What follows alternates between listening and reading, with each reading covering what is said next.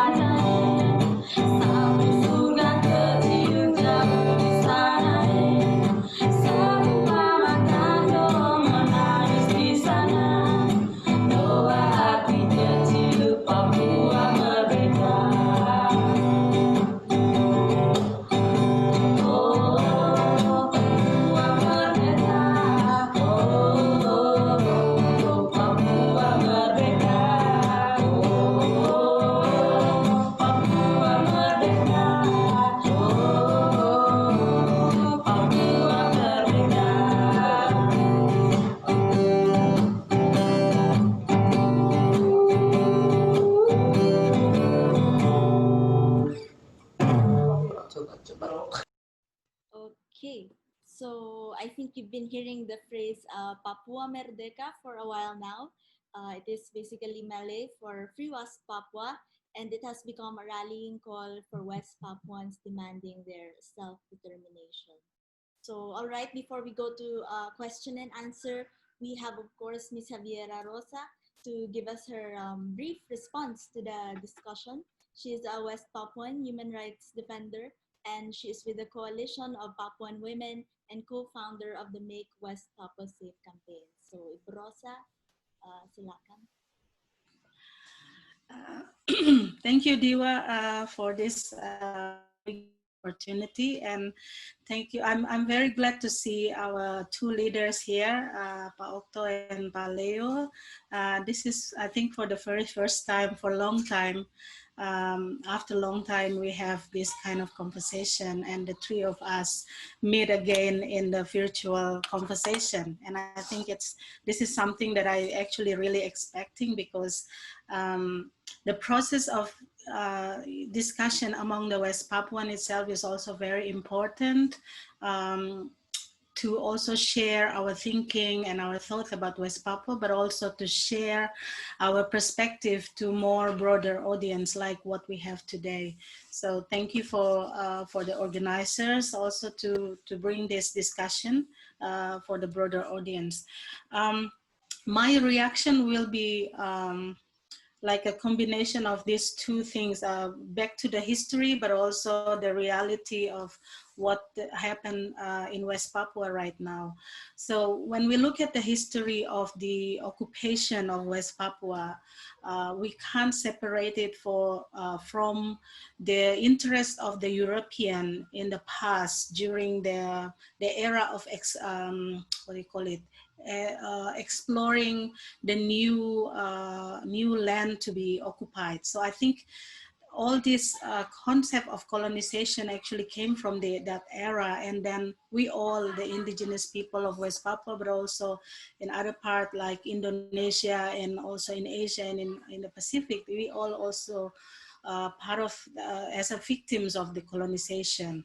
So And we should remember that the motivation of the colonization, there are three things, and it's very connected to the racist perspective. I can start from there. That we are categorized as a savage people, less civilized or uncivilized, and then they are the one who are civilized. So this kind of framing and perspective actually bring all these political consequences. For example, came through the policy of um, um, what we call 3G, the gold, glory, gold, and then gospel and glory. So these three things actually brought that idea of occupation, and the impact of that to West Papuans are, I think, through the what have been mentioned by Pa Octo about the political interest between Dutch politics and also US politics, and what they see um, to West Papua is all about natural resources, all about economic interest, and they even didn't look at us as a human being, people who are live in that land as a human being, because we are categorized as a savage, uncivilized people. And I think that same thing also happened to the Indonesian at the time, because it wasn't Indonesia until 1950s. Then the founder of the state or the founder of the country create what we call now Indonesia. So I think during that time, each island have their own identity, uniqueness of their land and culture. So I think each of them enjoy their life as an independent indigenous community as well. And then later on, the politics of Indonesia, it actually started from the Sukarno as a founder of the founder of the country, to set up the idea of Indonesia, to make one same identity as an Indonesia, without, I think, acknowledging the difference and diversity of the people in the region. And that's why when the politics of the economic politics of the states or of the countries during the 1960s and 1970s related to the interests of the capitalists at the time, that influenced the policy or approach of the state leaders during that time to decide whether West Papua should be part of Indonesia or not. And we can hear from the presentation that Hatta, one of the leaders, Indonesian leaders, make very explicit statement about he categorized West Papua or Papuan people is not part of Indonesia because of their ethnicity and cultural background, and they should belong to the Melanesian. And during that time, because yeah, you know, the idea of expanding the territory of Indonesia to Solomon Island even is on the list. So then there was an argument, and I think it's very clear since the beginning that the motivation is very much around the interest, economy interest, and also the need of Sukarno to really entry to the capitalist ideas at that time by creating a new territory that they can get the resources. So I think I want to start from that context, and then looking at what happened right now.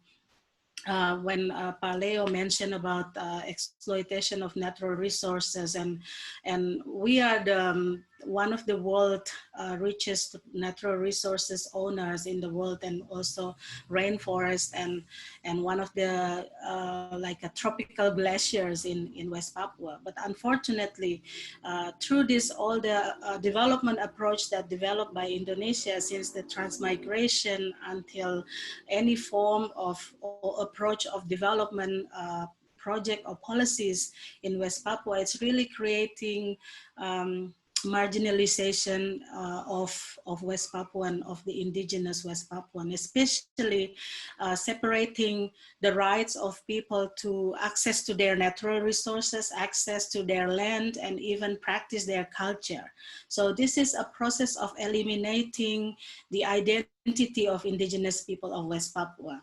And also how, as is mentioned before, that the approach that used by the government is using the military operation. And I remember one of the statements beside Ali Murtopo mentioned that West Papua should go to any island in Melanesia, but also the other military general recently, which is Luhut Panjaitan, also said that, you know, if West Papua you want to get your independence and self-determination, just go to Melanesia. And then the question is, we are Melanesian. So why we should go to Melanesian? Because this is our land and we are Melanesian. So this is, so we can see how the framing of state is really looking at West Papua as an object, not as a human being. So that's very clear that one of the reasons why West Papua until now still fighting for the right to self-determination, because in many aspects of our life, it's not guaranteed that we have a good life or we have free of our life in our own land. And if we can see all these development policies, it's very much kind of capitalism oriented, because all policies made by Jakarta to satisfy the needs and interests of the capitalists, of the investors, you know, West Papuan being divided into several two provinces and several regencies, just because the policy to lease the land or to release the land for the development project need a sign from the head of the regency. I think that's one of the reasons why they keep dividing us, so then they can get easy to get the permit for investor to come and get all the resources. And we always have a suspicious that it's not only about the land, the things on the top of the land, like the forest, but it's also something that underneath the soil itself. So I think this is something, because under the forest we have other minerals and other natural resources that we, until now the policy in Indonesia is not very clear, because there is no, I should check with Paleo, maybe Paleo can help me later, but I think all of this concept of developing West Papua is very much come from the perspective of the interest of the capitalism and colonialism, and it becomes neo-colonialism because it was manifested under the policies of development. And where are the women? Our question is about where are the women? Women are the most victimized from all of this colonial system since the beginning. If I may go back to the history that maybe people from the customary people can correct me, but what I understand is the colonial system with the new education system, new religion system, it changed our way of thinking, a way of life. The values has been changed from this, you know, in our indigenous community. For example, our relationship is a social capital for us. We value that as a social capital, and also, like, for example, for us, land is not a commodity. Land is a social has a social values, and for us, land is very important because we are connected one another through our land. Our connection to the land is actually brought down until today. We still recognize ourselves as a one particular tribe if we still have a connection to the land. So because of the changing of the culture, the values from the customary values that we know that everything is about community, communal values, social values, and then it suddenly change, become capital values. For example, you know, this in terms of the practicing the currency, we have a local currency, which is very much related to the social relation rather than economic relation, for example. And now everything is valued, everything become capitalized. You know, we started to count the land per meter square how much we have to pay in rupiah, for example, or in dollars, for example. But in the past, in our customary values, for example, we don't count it like that, but we count it how a piece of land can be useful for the benefit of the society, of the community members, as well as women as a part of that.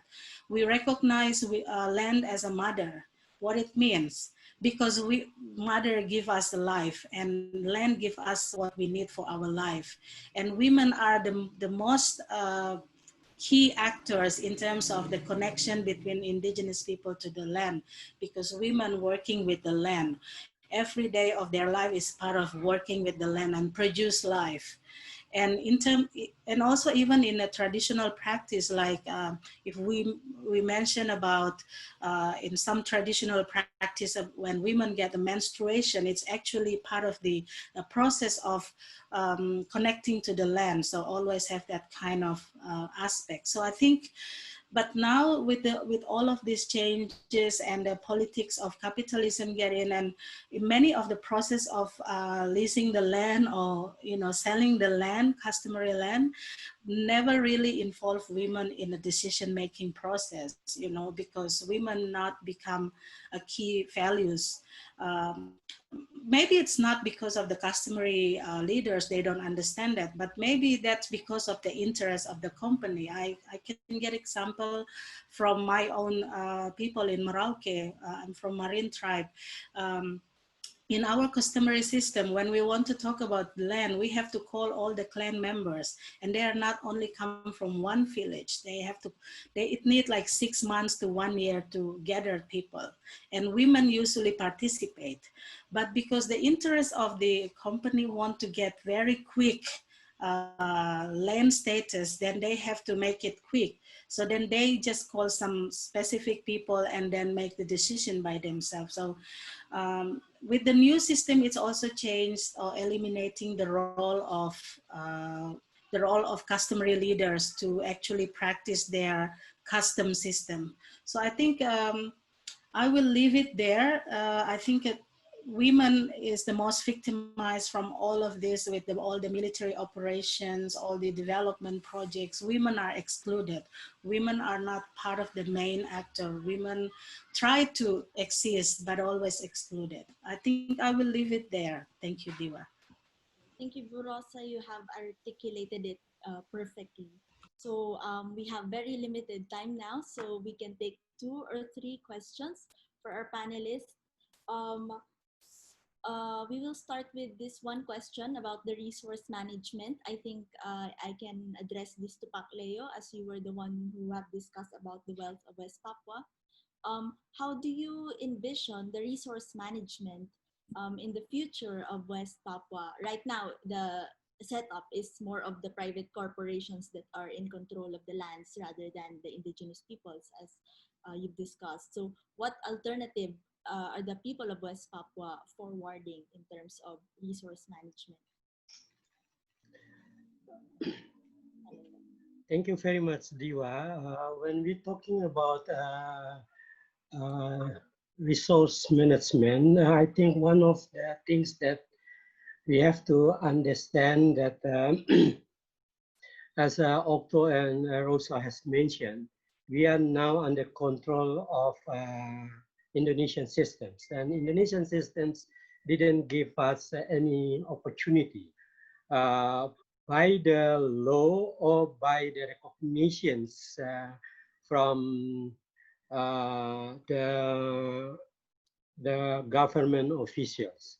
So what we are now trying to do to make sure that the Papuan people are involved in decided determine some their own development process. So we like we do some advocacy to push the government to create a law to protect like the land of Papuan indigenous peoples to make sure that there is border land among the indigenous Papuans. But we also accompany the people in the ground about to have political educations on their own rights. They have to fight for their own rights. Like now today, with the new division of regencies, many people didn't go to the garden. But I think I want to thanks, because in the pandemic COVID now, many people now staying in their home and then trying to go back to their place to manage their own land, to have their own set to work on their traditional gardens. Some besides that, we also trying to push for provincial special regulations to acknowledge people to manage, like they have a forest sustainable management. We also push for the people to have their own um, uh, gold mining operations in their own areas, because uh, beside the multinational company who are working with the companies, the Papuan people, there is also illegal mining gold companies. So we want the people to start to organize and manage their own and natural resources. Thanks. How does the demand for the people for self-determination, how does it contribute to this alternative that you have just discussed? When you're talking about self-determination, there are two means of self-determination in Papua. The first is, when you're talking about self-determination, you are calling for independence of West Papua. But the second, when you are talking about self-determination, is you are talking about the right of West Papuan people to decide to manage their own land, their own natural resources. So I think in these two ways, the people now continue calling for this. On the other hand, they calling for reclaiming their land and remanaging their land, remanaging their natural resources. But on the other hand, they are also calling for independence from the for new colonialism. Colonialism. All right. Okay, thank you, Paleo. There is another question on the role of foreign powers on the Netherlands. It can be addressed to Pak Octo or to anyone who wants to answer. As a former colonizer, what is Netherlands' position now on the occupation, Indonesia's occupation of Papua? And there is apparently some sentiments among some Papuan youth that they do not consider the Dutch colonized them. Would you have any idea how this sentiment came about? Okay, so I think I start with the second question, which is, so if you look at here my presentation, I already explained that the Dutch really control West Papua starting in 1944, basically, because before that, all their focus is in western part of Nusantara, Indonesia. They just started in West Papua once they were kicked out by Japan and escaped to Australia for a couple years. And then with the US troops, they returned to West Papua. So basically, Dutch administration in West Papua started in 1944. Before that, the Dutch administration gave funding money through the churches. So only few administrators in their districts. And all of these head of the district also, many of them are trained as at the Christian school. So basically, that's why I already said that before 1944, West Papua is a missionary's land. all of schools and hospitals, even market stores run by missionaries. As so there is no colonial power present in terms of if you compare with Indonesia now. Now the second period, which is from 1944 all the way to 1962, I also already mentioned that these are the year that in the Netherlands politics in 50s, right-wing control Dutch politics, and most of the right-wing are Catholics party leading the right-wing, and so therefore this right-wing support Papuans' right for self-determination. So they are not colonized the Dutch. So you don't find any killings. There's no military operation. There's no, human rights violence, literally, because they are helping, trying to preparing Papua to be independent state. So that's one. The second question, that's really contrary into that situation, that Dutch wants the pressure by U.S. to hand over, and they sign the New York Agreement. They just ignore, their mentality as a trader become dominant in their politics, and so I give one example. In I think it's around year 2003, there was a church leader meetings in the Netherlands with church religious leaders meetings gathering in Soesterberg.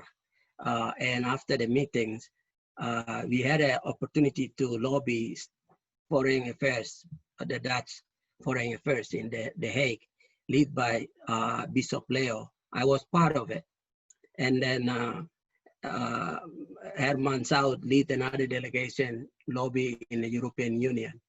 In that meetings in The Hague, this foreign officer who welcomed us, he proudly said that we are the only country we are defending you. And so I was in that meeting. I then asked him, say, can you give us one example of you defending our right for self-determination since we were colonized by Indonesia? So the guy tried to think about it. I said, no, don't worry, I will wait. I ask you only one example of the Dutch defending us. And then, and finally he said, there's nothing.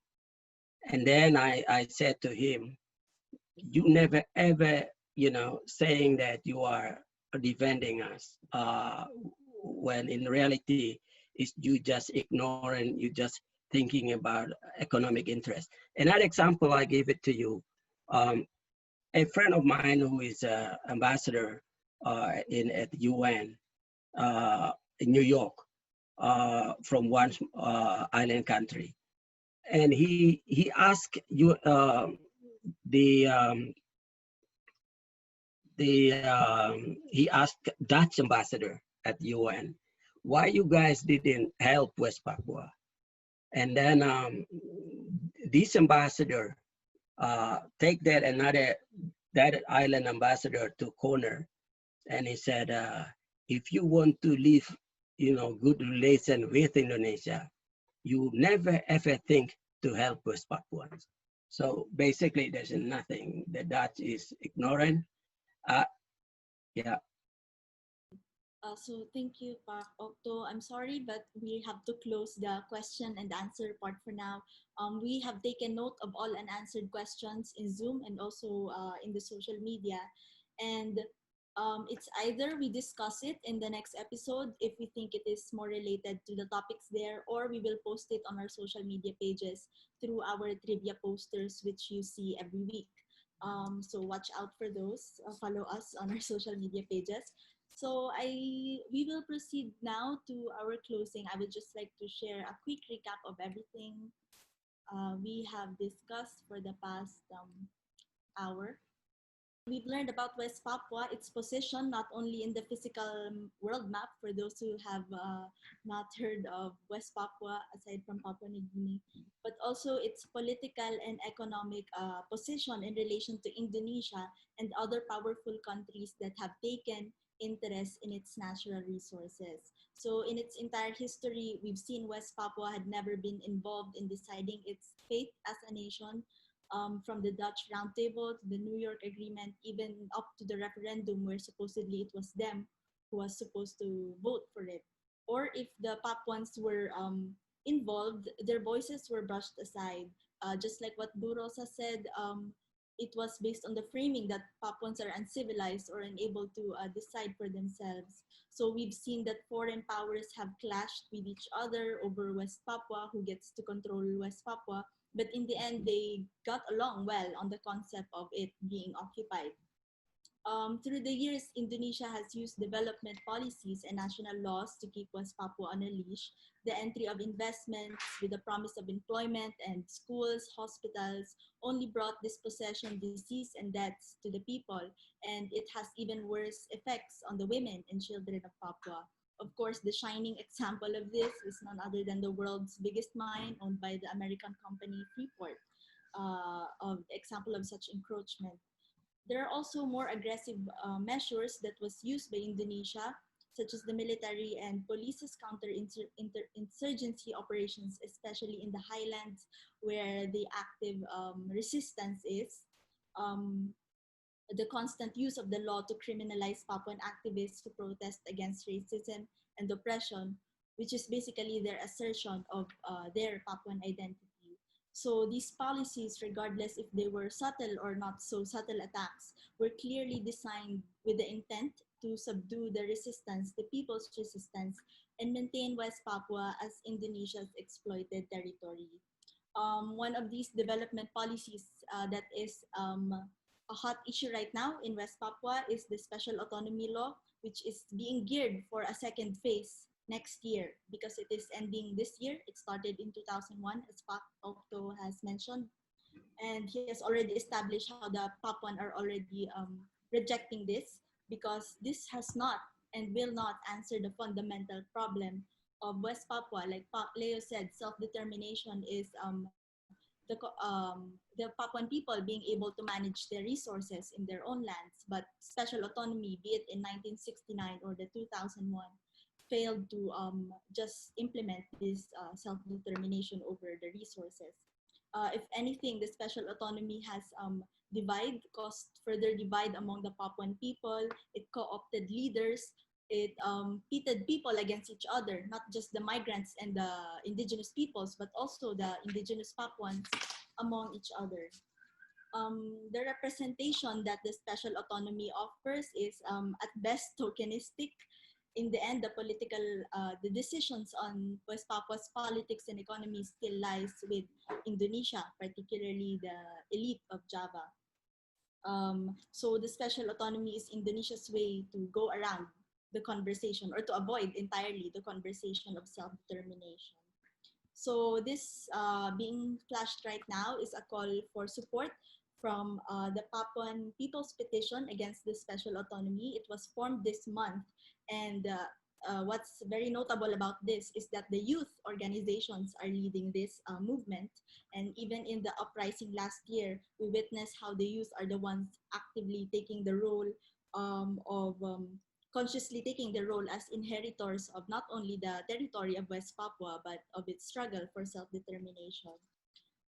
So for those that, of course, we encourage organizations and individuals to support this petition. You can contact the social media pages of Petisi Rakyat Papua. And speaking of youth and petitions, I might as well plug in that we are reopening the petition to free all Papuan political prisoners. If you haven't got the chance to sign the last one for Balikpapan, please do now, because there are still many Papuan political prisoners currently detained. And one case is in Fakfak Regency, which has 23 political prisoners. So you can sign the petition on the link shown below. So with that, I guess we will be hearing from the Papuan youth in the next episode, since we had respected leaders and longtime activists from this episode. Next time we might have the youth who will give their take on the theory of self-determination, how they see it in the context of West Papua. How do we really understand it? Is it just a question of secession, annexation, or management of natural resources? So how do West Papuan youth see this concept? So I hope you join us again next time to learn about this. Before we close, here are some resources that you could look at for more information. Yes, we have homework. These are readings. Some of them have been mentioned by Pak Octo. You can simply search it, look it up at Google. And of course, the Free West Papua website has already compiled this in a resource page. And if you would like more audiovisual material, there are also a lot of short films about West Papua, but these two are more recent ones. They have just been produced. They have just been released this year, and we have compiled a list of short films in our YouTube channel. You can search us, Merdeka Secretariat. And these are actually rare coverages of West Papua, because as they have mentioned earlier, it is almost impossible to get international media cover any issues of West Papua. It's a very sensitive topic for Indonesia. And you can see in our social media pages, we get a lot of comments from buzzers, bots, hecklers. They are really trying to cover up all discussion about West Papua. So that's it for now. Thank you again to our speakers, Paleo, Paocton, Rosa, and of course our translator behind the scene. We have someone translating from English to Malay here in Zoom. And we'll see you again next week. So watch out for our posters on our social medias. We'll announce the schedule. And if you have comments or feedback, you can reach us through our email. And again, we will post unanswered questions on our social media pages. So for closing, we have Mr. Jacob Rumbiak and Mr. Ronnie Karening to close our program with another song number. Thank you. Papua Merdeka. Papua Merdeka.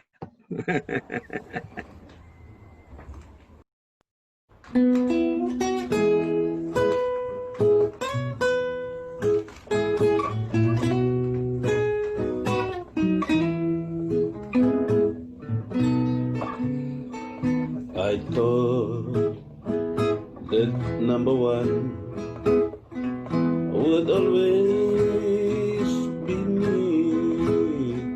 I thought I could be what I wanted to be.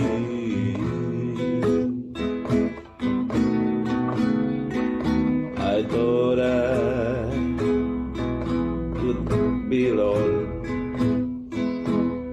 Life's sinking sand, but I can't even walk without you holding my hand. I thought that I could do a lot on my own. I thought I